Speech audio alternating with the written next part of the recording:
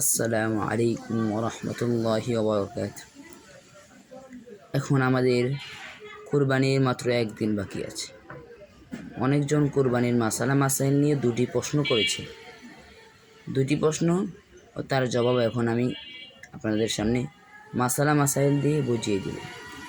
1 নম্বর প্রশ্ন, এখানে প্রশ্ন আসতে পারে, ইব্রাহিম আলাইহিস সালামের স্বপ্নের কথাটি বাড়িতে না বলে নির্জন এলাকায় এসে কেন বললেন? জবাব, জন মানবহীন এলাকায় স্বপ্নের কথা জানানোর কারণে হলো হজরত ইব্রাহিম আলাইহিস সালাম পূর্ণাঙ্গ সিদ্ধান্ত নিয়েছিলেন যে তিনি নিজের সন্তানকেই অবশ্যই কুরবানির জন্য জবেহ করবেন। পুত্র জবেহ হওয়ার কথা শুনে যদিও সম্পত্তি দেয় তো ভালো, অন্যথায় বলো পোয়াগের জোর করেই জবেহ করা হবে। 2 নম্বর প্রশ্ন, এখানে আরও একটি প্রশ্ন হতে পারে, হজরত ইব্রাহিম আলাইহিস সালাম যেহেতু ছেলেকে জবেহ করবেন, তবে ছেলেকে কেন বললেন চলো আমরা ওই পাহাড় থেকে খুঁড়ি কেটে আনি? জবাব, ইব্রাহিম আলাইহিস সালাম প্রায় খুঁড়ি কাটতে পাহাড়ে যেতেন। সেদিনও পুত্রকে জবেহ করার পাশাপাশি খড়ি কেটে আনারও নিয়ম ছিল।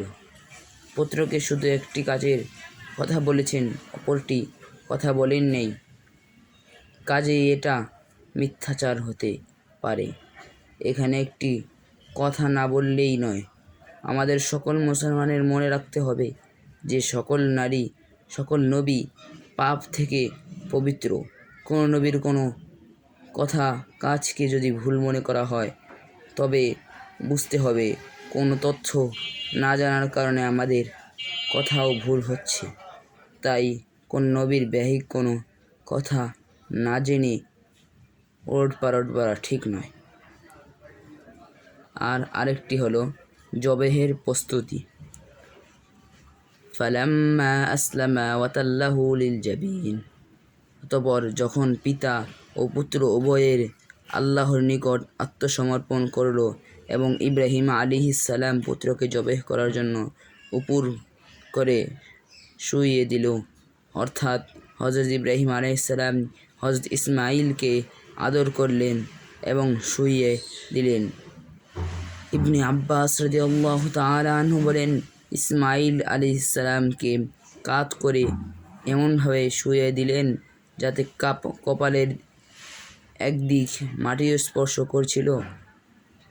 অবিধানিকভাবে অর্থই বেশি গ্রহণযোগ্য, কারণ আরবি ভাষায় জাবিন কপালে 2 পার্শ্বকে বলা হয়, কপালের মধ্যখানকে বলা হয় জাবহা। এই কারণে হযরত থানবী রাহমাতুল্লাহ আলাইহি উল্লেখ করেছেন যে তাকে বালুর উপর শুইয়ে দিলেন। তবে এক্ষেত্রে অনেক তাফসীর অর্থ করেছেন উপর করে মাটিতে শুইয়ে দিলেন। তবে এই ঐতিহাসিক রেওয়াতে এভাবে শোয়ানোর কারণে বর্ণিত হয়েছে যে হজরত ইব্রাহিম আলাইহিস সালাম প্রথমে তাকে সোজা করে শুইয়ে দিয়েছেন, কিন্তু বারবার ছুরি চালানো সত্ত্বেও হজরত ইসমাইল আলাইহিস সালাম গলা কাটছিল না। তিনি চেষ্টা করেও যাচ্ছেন, প্রান্তর চেষ্টা দেখে হজরত মহান আল্লাহ সন্তুষ্ট হলেন এবং ইসমাইলকে জবেহ করা ব্যতীত তার কুরবানি কবুল করে নিলেন।